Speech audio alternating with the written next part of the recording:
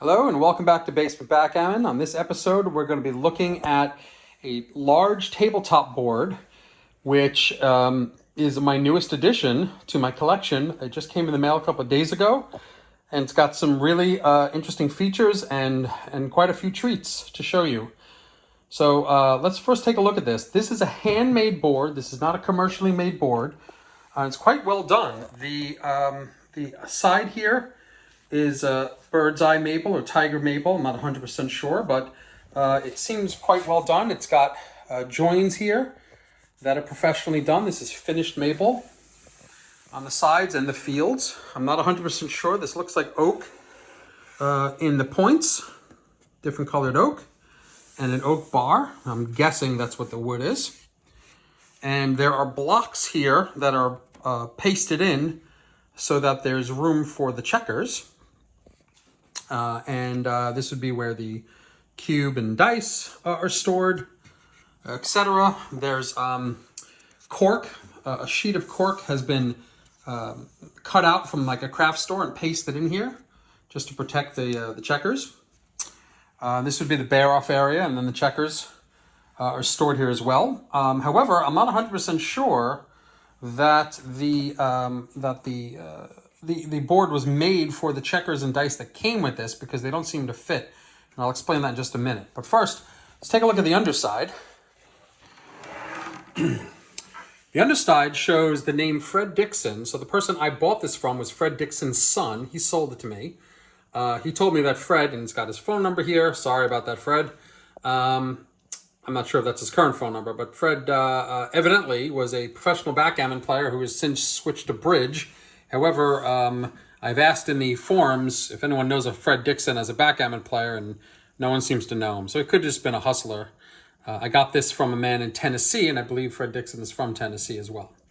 It also has another name here, and I don't know if anyone knows this. It looks like Jim Mahoney, and it appears as 315. I'm guessing that is March 15th. March 2015, that is. So I'm assuming this board is about 11 years old. It was made in March by a woodmaker named Jim Mahoney. He did a very good job on this board. At the bottom, by the way, is unfinished, but there is it doesn't lay on the table, because as you can see, there's a lip here, and the board fits. The bottom fits in the lip. So the finished maple is what it sits on. I'm going to add feet. There's no feet on this. I will add feet at some point so that this doesn't mar any surface that it's on. Also to make it non-slip. But this is fairly heavy. It's about, I'd say, 15 pounds. It came with these cups. It came with a cube. I've seen this kind of cube before. This is a commercial cube. Did not come with the board. As you can see, as soon as you put the cube in, there's really no room for dice. And there wouldn't be any room anyway, because the dice that it came with are enormous. Look at these large dice that somebody decided would be good for this board. This is an oversized board with oversized checkers, and why not oversized dice? This looks to be about 1 inch, these dice. Much larger than the standard precision dice that we get, which are 14 or 16 millimeter. This would be about 25 millimeter. Is about a 1 inch. So these are pretty large. Look at these. And you got your large tabletop cups. Let's take a look at the real treasure and the reason why I bought this.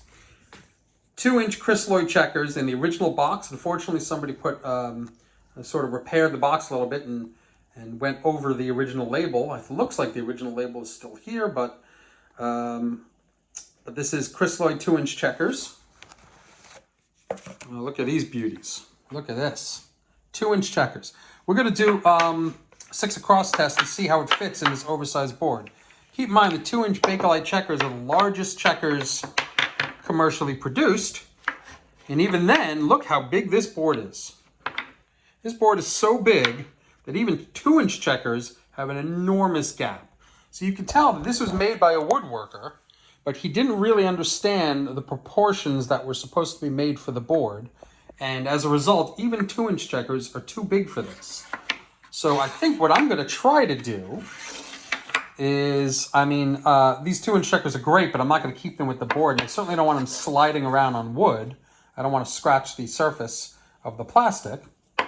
So what I'm probably going to do is I'm going to see if I can have acrylic checkers made up in a larger format. I don't know if any maker makes anything larger than 50 millimeters, but Only Craft Studios is the first place I'm going to go and see if they can make something larger that would actually fit in this board. And it's going to be, I mean, this is a monster board. 2-inch checkers are fine. I mean, I could absolutely use the 2-inch checkers, but there's, as you saw, a big gap. And I would like something that fits a little better.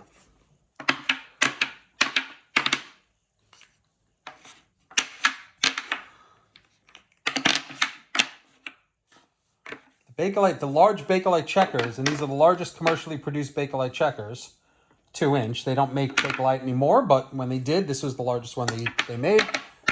And the sound on the wood is kind of alarming, actually. And the sound of these dice, it's like if Andre the Giant played backgammon. This is what he would play with. Let's hear what this sounds like. It's going to be loud.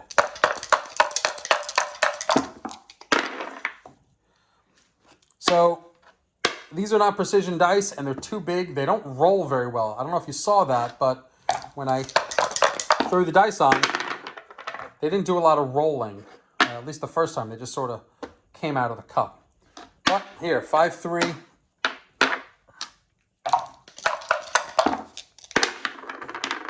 Four, 2.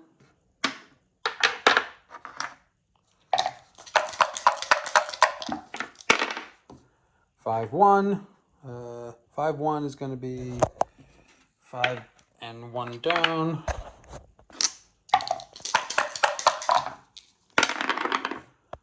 Man, that's a loud sound on this wood board. I'm going to need precision, larger. I think the 60 millimeter precision dice would be fine, but man, these large dice, it's so loud. 4-3. Let's do these two out. Why not? Anyway, so this is my newest board. I don't have a name for it. Goliath might be a good name because this thing is just absolutely hugely humongous. There used to be, I don't know if you guys remember, there was an old pinball game that was billed as the biggest pinball game commercially made in the world. I think it was called Hercules. And it was cartoonishly large. This board reminds me of that game. If I get the exact name of the game, I might call this board whatever that game was. I think it was Hercules. But the 2-inch checkers, I'm very happy to have had them in my collection. I've got a set just like this red and yellow in 2-inch version in my Bob Zavril board, which I have not done a video of yet. It's going to be the last video I do when I run out of boards. You guys will see it at some point. But this is my another 2-inch set that I have. I'm very happy to have it. They just need to be polished and taken off of this wood surface because I think that dragging this Bakelite across a wood surface is probably not good for it. Anyway, thank you very much for watching, and I will see you soon. Bye-bye.